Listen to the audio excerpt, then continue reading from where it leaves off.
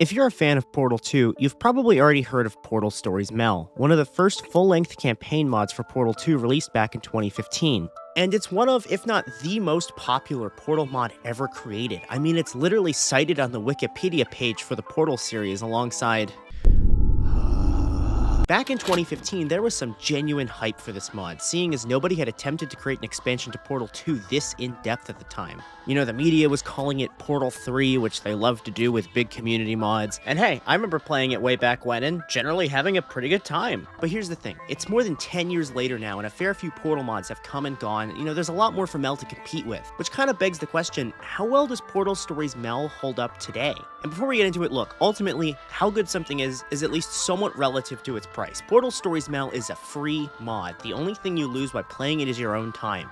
So really, its existence is positive no matter what. However, given the general status surrounding this mod, you know, it's often considered a definitive Portal mod, boasting overwhelmingly positive reviews on a similar level to the base game. It has really big shoes to fill to live up to the hype. So what does it get right and what does it get wrong? Well, let's take a look.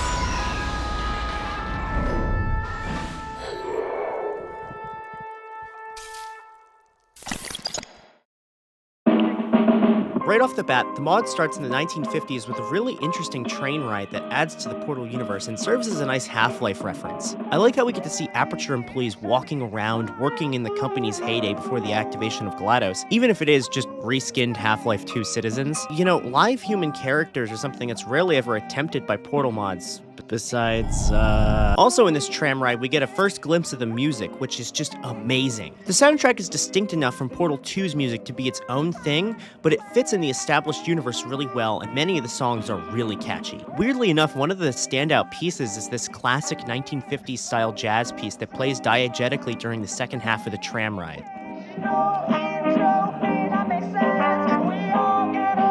I honestly thought that this was licensed music until I saw it in the soundtrack, and has lyrics that are very fitting given the plot of the mod. On the train's intercom, we get everyone's favorite Harry 101 UK doing his best Cave Johnson impression, which, you know, it could be better, I'm not gonna lie. My name's Cave Johnson, and boy, do I have something to show you. But I guess no one is J.K. Simmons, you know, he's kind of just in his own category of human. Miss Brandt? Yes.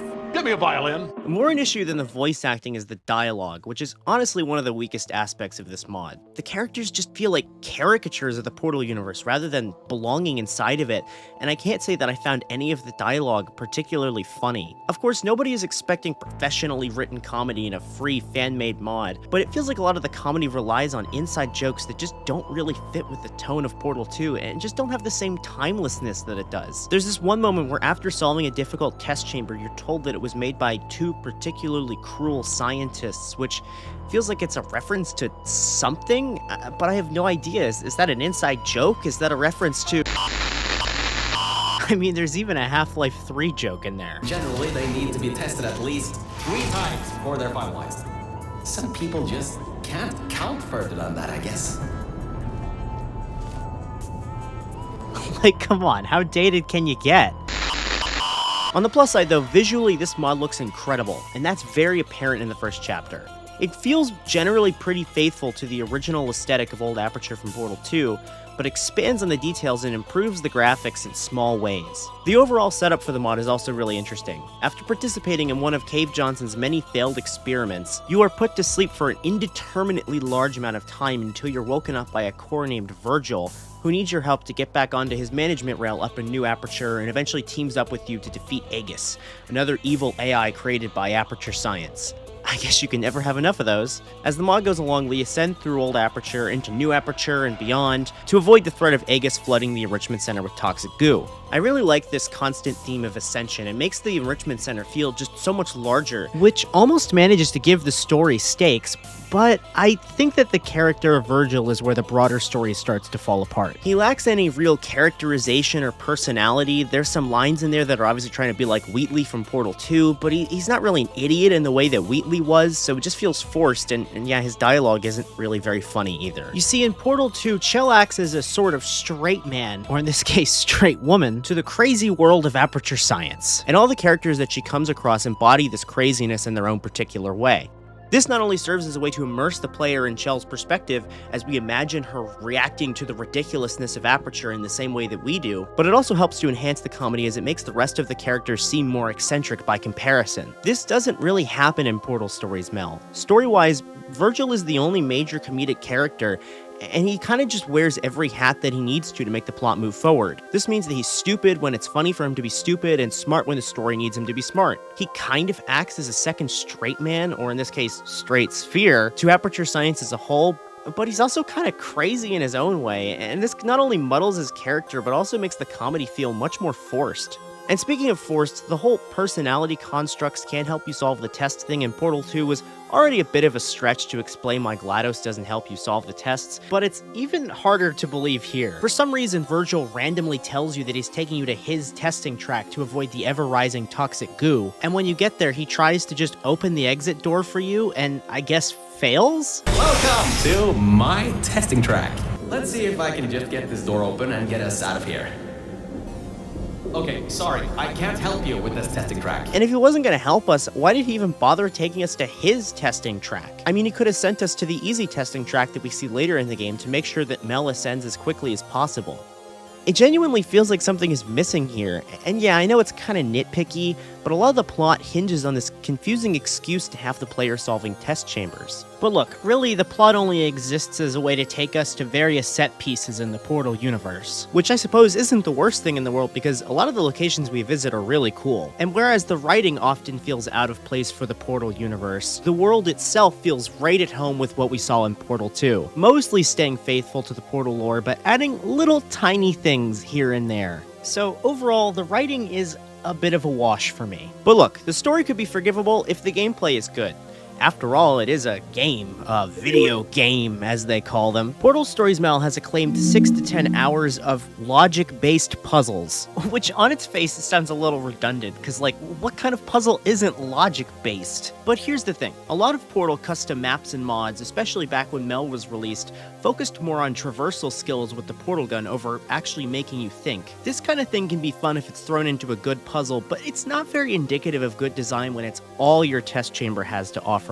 Thankfully, Portal Stories Mel does not have this issue. The puzzles are logic-based, as they say, with tests that focus more on strategy rather than how good you are at flinging yourself around the level. And there's a decent number of test chambers that use this design philosophy in interesting and unique ways. For example, I really like this room where you have to solve the puzzle 3 times, and each time it's modified to be more difficult. It's the kind of thing I'm surprised we never got to see in base Portal 2. I mean, it's such a fun and creative idea. But I will, however, argue that Mel maybe takes the logic-based puzzle thing a little too far. Mel's campaign is split into 2 modes, story and advanced. Originally, the mod only shipped with the advanced chambers, but story mode was added after the fact due to feedback about the puzzles being too difficult, which is a great sign. Let's start with story mode, since that's what most people probably end up playing. Mel's story mode is kind of confusing in its own way.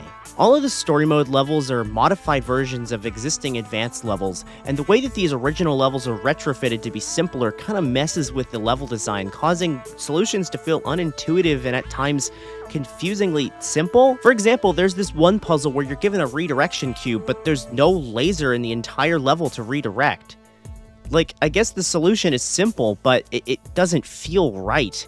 Like, you know the feeling when you solve a puzzle or complete a game in a way that just doesn't seem intended? That's what Mel's story mode feels like at times. But I'm wondering if maybe there's a number of ways to solve them, and you're picking all the worst ways. No, that was the solution. What am I missing? I mean, sometimes I just accidentally solve the test chambers without even understanding what I'm doing. Oh, crap, I think I'm gonna have to redo it.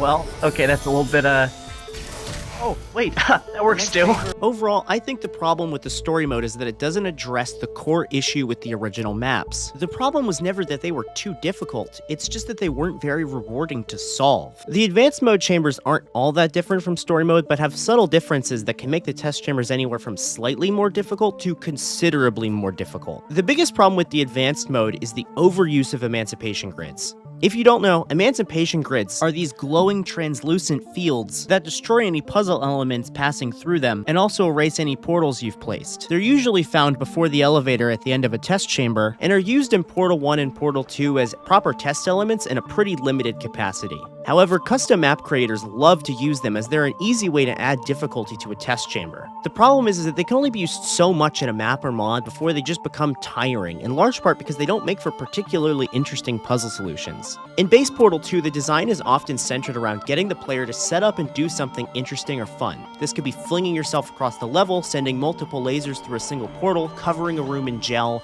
setting turrets on fire. Generally, the solution to the puzzles is something fun for the player instead of just being a challenge. Emancipation grids rarely make for these kind of exciting puzzle solutions. Oftentimes, the solution is just getting a cube or a portal over to the other side by some method that isn't immediately accessible, and then that's it, you win. These things are all over the advanced mode of Mel's campaign, sometimes in ways that don't really even add that much complexity to the level, and it makes a lot of the chambers feel really exhausting to solve when it's just the same mechanic again and again and This again. next test involves Emancipation Grills.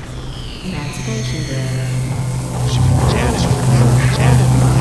On top of that, the other test elements are often used in awkward and unintuitive ways. Another common mechanic for Portal 2 custom maps to use is cube respawning, which is a somewhat unintended gameplay mechanic in Portal 2 that involves deliberately respawning a cube at its dropper to advance further in the puzzle. And look, this kind of thing is okay for experimental one-off maps, I guess, but for a full story-based mod, it really just feels janky. I guess that's kind of an unpopular opinion since it's very popular in Portal 2 custom puzzle design, but for my money, it's a really awkward puzzle solution that rarely ever makes me feel smart for thinking of it, but rather just confused if it was the intended solution or flat out annoyed by the design. To be clear, the issue isn't just that the tests are hard. The issue is that they're not very rewarding to solve. Many of the test chambers lack any kind of aha moment, and instead just make you think, really? That's it? Which is what my third ex-wife used to say about me. There's this one test chamber where I managed to cheese the Emancipation grid and get a redirection cube by. And I mean, I knew this wasn't the right solution, so I went and looked it up and...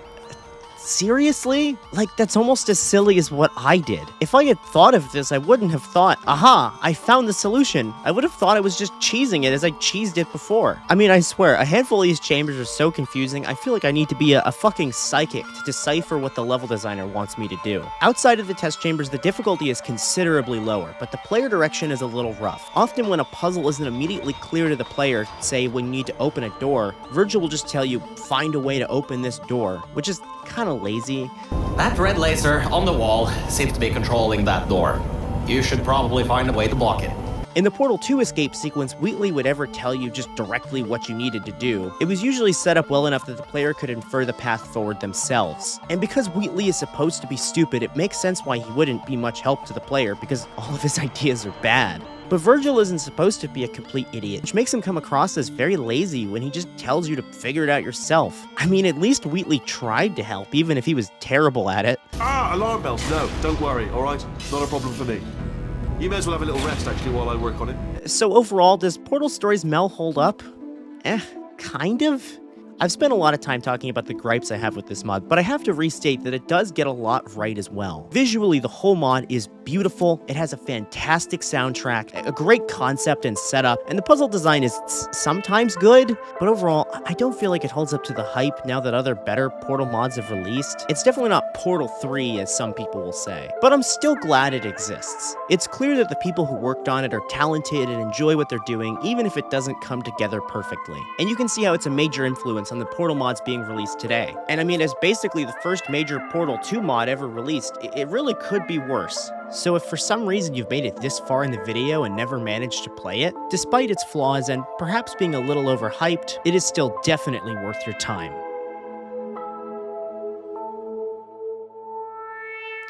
Hey everyone, Happy New Year, or at least hopefully this video is out by then. I've got a lot more videos coming up, some massive projects that I've been working on for a while now, and I hate to be Mr. YouTube guy, but if you like these videos and you want to see more, go do the like and the subscribe thing. It'll make it more likely that you'll see stuff uploaded on this channel, and it allows me to make these videos better and more frequently. YouTube's algorithm is kind of messed up right now. It's hard to get videos out to people, so if you want to see more of this stuff, that is the way to do it. Anyway, I'm gonna go back to editing. I'll see you later.